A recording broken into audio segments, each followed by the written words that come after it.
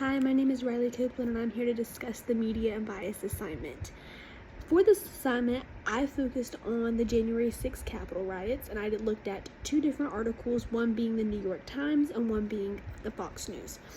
Fox News focused on criticizing and more so calling it a political attack, heavily blaming the conservatives or the Republican Party and mainly Donald Trump for allowing this to happen or for pushing for this to happen.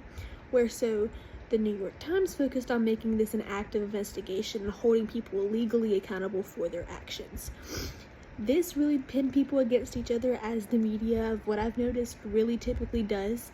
Two big things that I noticed of little tips that the media uses is, one was of selection bias, which is choosing which facts to share. When you're looking at an article, a lot of times I've noticed, even more recently since this assignment, that if you look at 5 different articles, each article, it might have a little bit of the same truth, but it's going to be spun a little bit.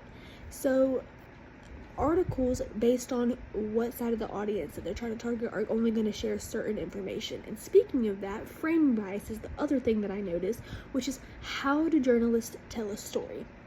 What tone do they use? What side of the audience are they trying to make feel empathy? And what are the key emphasized words? It's anything for a headline in the media, and that's why I think it is so important for us as Americans to be educated enough to make sure that we can form our own opinions.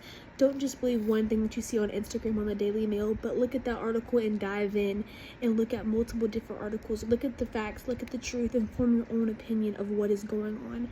It is so important in a world that is so quick to hop on, and we're so quick to argue with each other or pin ourselves as Democratic versus Republican, and that we have to hate each other, to dive in and find the facts and the truth. It is our American right that no one can take away from us to educate ourselves on politics and on government, to make sure that we are voting for the right person in office that aligns with our morals and values that are important to us, which is a big part of voting. I really enjoyed this assignment, and it's really made me look at things a little bit differently. Before, I'm just, oh, well, that happened today.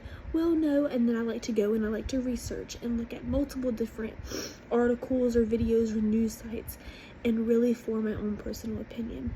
Thank you so much for this assignment.